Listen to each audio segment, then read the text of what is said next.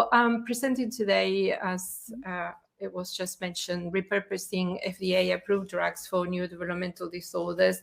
My group has been supported by FRAXA since 2010 to the present time. We suggested to FRAXA in 2013 to create some sort of a FRAXA DVI, which is a drug validation initiative, and now we are doing exactly the same for the Pitt Hopkins Foundation USA, both of them. So in my group, we have the luck to count with Dr. Robert Deacon with over 40 years experience in mouse behavior, in rodent behavior. So what we do is we receive a mouse, we phenotype this animal, and we create a specific behavior battery for that mouse in order to get as much as possible as an outcome measure. This year, we published several things apart, well, from the one that I have been asked to present today on chronic bryostatin treatment of the FMR1 KO mouse. So we also published, and I wanted to mention this because it has to do with the next slide, using the FMR1 knockout mouse as a mouse model with University College London on cannabinoid-like compounds, and it was also very successful. We published that in Brain. And then we also designed and ran the preclinical trial for the phosphodiesterase inhibitor for Tetras pharmaceutical. That is the most successful clinical trial so far in clinical in Fragile X syndrome, improving language and learning. We also developed and are very interested in parallel to the mouse behavior to also run constantly biomarkers. So we published this year the gut microbiome study in Fragile X syndrome mouse and a lipidomic study in adults and children with Fragile X syndrome in collaboration with the University of Montreal. So it was just introduced, so I'm going to go pretty fast on this, on the Fragile X syndrome, because it's not particularly specifically related to this talk, that just mainly to mention the people with Fragile X syndrome, CGG repeats more than 200, and that makes them not to have the protein that is very important for the studies. As I mentioned, we tend to run behavioral studies in conjunction with some biomarker, for example, neuronal spines. This is a biomarker present in many neurodevelopmental disorders related to autism, that is immature neuronal spines, as you can see here, more like a phyllopod, kind of very thin, rather to be these spines prepared for a synapses. Another point important to take on board today, perhaps, and for me, perhaps it's the most important one when you start with preclinical studies, is that Fragile X syndrome, like even I can say Pitt Hopkins and many others, have primarily, for example, as it was started with mGluR5 in Fragile X syndrome, GABA, etc. But we know today that there are many pathways involved, like GSK3, APP, including, which are pathways related to Alzheimer's, and many other pathways. So perhaps it's not a case of a single drug, but a multi-drug approach to this type of syndromes, and this is very important. So you see a single drug having an effect, another single drug, different pathway having an effect. But perhaps the best way to target these syndromes is to using a combination studies. And we have been running this with FRAXA and the Pitt Hopkins Foundation for the past 5 years in order to find a cure for these diseases. So starting with a presentation today on bryostatin, which is a very interesting molecule because it has been running for a long time, and is targeting protein kinase C and NMDA receptors as well, which is related to GRIN syndrome. For this study, we wanted to know particularly because many times you take a compound preclinically, and when you said preclinically, it's very important because what we are trying to design and understand is how to get outcome measures for a clinical trial, and therefore it's very important that our preclinical study is well designed and the outcome measures very well understood. That's why we run specific batteries of behavior that we are trying to use in order to help translation. So in this particular case, it was our interest and the pharma company working with us to understand whether a chronic study of 5 weeks or 13 weeks would make a difference. And so for the study, we used 10 mice per group, and usually we run them in just at P60, which means an adult mouse. So we found in here this first image will show you that the Fragile X mice are very hyperactive compared to the wild types. And so we put them inside a box called the open field, and we let them run for 3 or 5 minutes, depending on the protocol. And then we'll see that the Fragile X mice are super hyperactive, and they move much more than the wild type mouse. And in this study, we take the mouse out, and then we measure short-term memory as well as the hyperactivity. And in T3 means that we return the mouse to the same box 24 hours later, and we measure if this animal remembers being there. So this is done for long-term memory. So we can see that the Fragile X mice are not very good, in the open field itself at the distance, and not remembering the open field at 10 minutes or 24 hours. So when we run the study at 5 weeks, we saw no differences. So this compound would have come out as not useful in Fragile X for reducing the hyperactivity. But when we kept going for a longer chronicle study, we saw interesting differences in this compound, improving short-term memory. So then we ran another set of tests of daily living, meaning activities that the mouse normally do, and the Fragile X mice drastically failed on them. This, together with marble bearing that I will present immediately, is an activity totally dependent on hippocampus. So if you remove the hippocampus, the animals won't run this task, but they are activities that the mice enjoy doing, so it's very easy to do them in any lab. So you measure as 1 the incapacity, 1 to 2, 3 in the middle for the animal to make a nest, and 4 and 5 as a very good nest being formed. So we see that the FMR1 mice are very bad at making this task, and we saw that this is absolutely recovered by treating the mice at 13 weeks rather than at 5. So we also don't see differences when we make the mice to bury marbles, which actually is something they have no idea they're doing. They're just enjoying digging, and by the process of digging, they are burying marbles. This is also a very simple test to be run in any lab, and is also hippocampal dependent, and is very clear in the FMR1 mice that they have this incapacity to perform this task. Now, when we treated the animals 5 weeks or 13 weeks, we already saw the importance of extending this clinical trial, because we saw no effect at 5 weeks, yes, at 3 weeks. So last, we tried to understand if there was an improvement in learning and memory. And so we ran something called fear conditioning, where you give a mouse a context, which is okay, and then you give them a context when they are very badly having a very bad experience, and then you return the good context and then the bad context, and they should have learned which context is associated with having a bad time.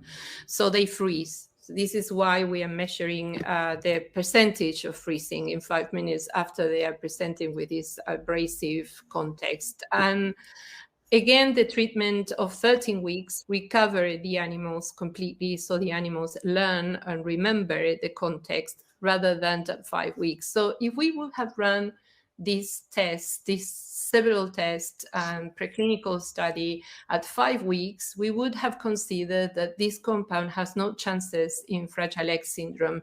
So this indicates how important it is when you're running a preclinical study to pay attention not just to, you know, of course, the concentration, but the timing you are considering for the compound of interest. So as a summary, well, it's just what I just said. And one important point of running these tests at 13 weeks of a long chronicle study is because many times with mGluR inhibitors, we saw a difference, a rescue at acute doses, meaning 1 dose or very short trials.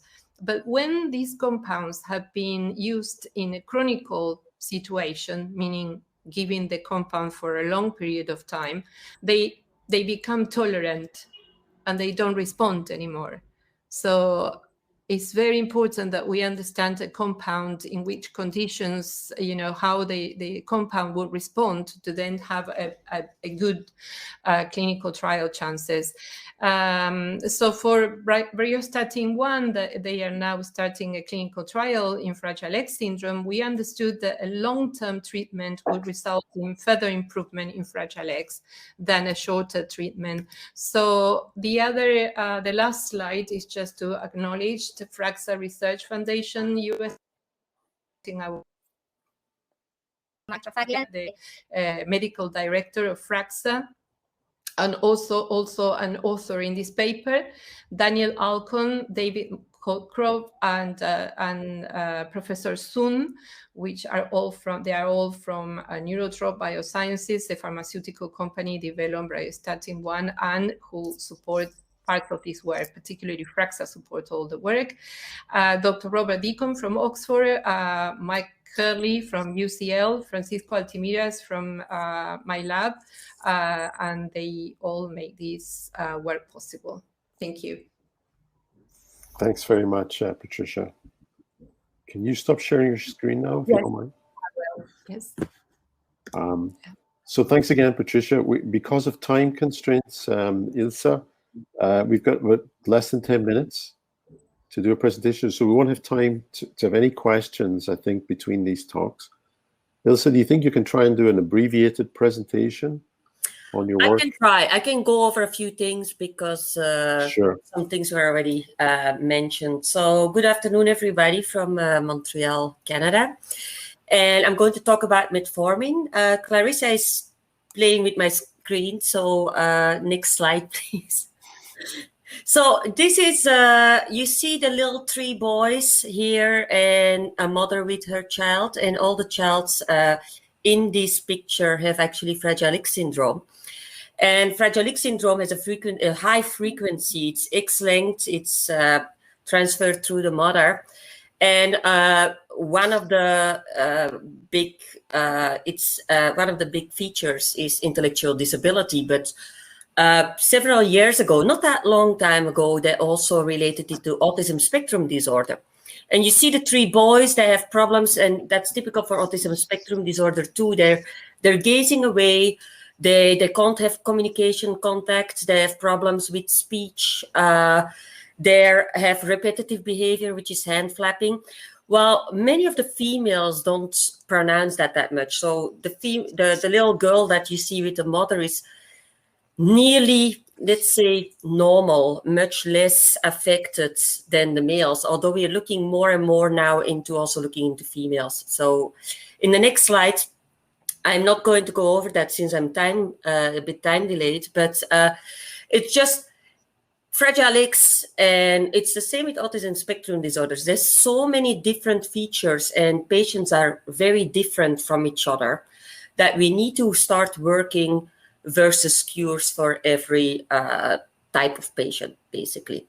So, and next slide. And so we have the Fragile X knockout mouse, and I'm not going to go over everything, but what we can do in mice models and also in autistic mouse models with genes related to autism, we look at specific behaviors related to the disease, and we can look at, like Patricia said, learning and memory, but we also look at seizures, hyperactivity. Very autism related is definitely social behaviors and repetitive behaviors. We look at altered neuronal morphology, and partially what my lab is what our lab is very involved in is also, like Derek did a nice introduction there. We look at downstream targets in protein translation. What protein translation means, in the next slide, I think. Yeah. So you see, it's a very busy slide, and I don't want to go totally over it, but the pathways you see here are pathways that are involved in when exactly an mRNA goes into protein, and the very distinctive pathways. And it's very cell specific, also in the brain, where what happens. And we look in those pathways at the different markers. And what we know in Fragile X, for instance, and in lots of autism diseases, that those pathways are hyperactive. So you get too much protein translation, basically. You get too much protein into the brain. So in the next slide, yeah. So, and we know in ASD, in autism spectrum disorder, including Fragile X, these pathways are really impaired. So we were looking into it, and we thought, like, hey, there is higher protein translation. So how can we work with that to maybe help with that protein translation to diminish it and actually put it down and see what's happening into the brain mostly. We also looked in peripheral tissue, but what's happening into the brain. And if we can alterate, when we can bring brain proteins to a normalization compared to normal individuals or normal mice, if we can actually adjust the behavior. So in the next slide, you see that maybe you can click a few times, Clarissa. Yeah, sorry. So we had we studied metformin in cancer and all that. Metformin has been studied in many diseases. It's like Derek already introduced. It's an FDA-approved drug that was used for diabetes. But what it does, the two pathways I told just before, they're hyperactive, and we know that metformin works on those pathways to actually make them less active. So it does an inhibition of those two pathways. So we thought, if we can inhibit those pathways, what will be the effect? And it's not only on Fragile X, it's also on other autism spectrum disorders that we study in the lab. So next slide. So what we did a study before that was published about 3.5 years ago, where we worked with adult animals, where we did injections of metformin and had very good outcome. And I will talk about clinical trials and case studies later. But one of the newer stuff we did is because the good thing of metformin is it's been studied in kids a lot because of the diabetes, and it's been taken chronically from like 6 years old till an end of life, basically. And it doesn't have much side effects. You just have to build it up. So what we did is, and it's a very dissolvable drug in water. So we gave it through the drinking water of pups. Like how we did it is the mother gets the pups, and then we give the drinking water with the metformin in. And the pups drink the milk of the mother that already has the metformin. And then we treat them for several weeks until their adult stage. And we use the doses that's for a mouse related to a human. And then we treat until 7-8 weeks old, and we start behavioral testing afterwards, and we see what the effects are. So next slide. So just, I'm not going to give very big biochemistry slide. So I just wanted to say the pathway on the left is a very important pathway, and we know that metformin in the brain seems to work mostly on that pathway, not on the other pathway in translational control. So that's what we found. And then in the next slide, you will see, so we started with a behavior that's called grooming. And grooming is a repetitive behavior, which is in the autism spectrum disorder. So what it does, if you look at the little mouse figure down there, it's the mouse licks itself, cleans itself. And what we see in lots of autism spectrum disorders and in Fragile X is that they overdo the licking and the cleaning. And in some of our mouse models, they do it so hard that they actually hurt themselves. So if you look at the graph above, and that's going to be for all the graphs you're going to see, the blue is a metformin-treated knockout model, which is the model for Fragile X, and the black is the knockout model. So you see, and the gray is the wild type model. So you see that there's an increase in grooming. The black is much higher than the gray. But then if we treat them with metformin over several weeks, the blue shows much down a decrease of grooming, and it goes back to normal behavior. Next slide. Ilse, we have about a minute or so left. Oh. We can maybe run over by a few minutes, but not much. Okay. Okay. Social novelty, it's a social behavior, so we find differences there, and again, we find that we get a rescue or a correction with the drug. So next one. Nesting behavior, Patricia called that in. So it's actually an impairment in social withdrawal. Again, we find a correction in the nesting behavior. Next slide. So very important, and that's so we contacted UC Davis, which is in California, and we did case studies in patients while we were doing the mouse studies, and they got very good results with children and with adults. And now we have clinical trials going in two sites in Canada and one site in the States.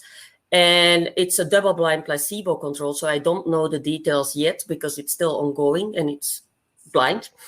But very important is that we have a biobank going, which will lead to biomarkers to predict what would be the best treatment for several patients.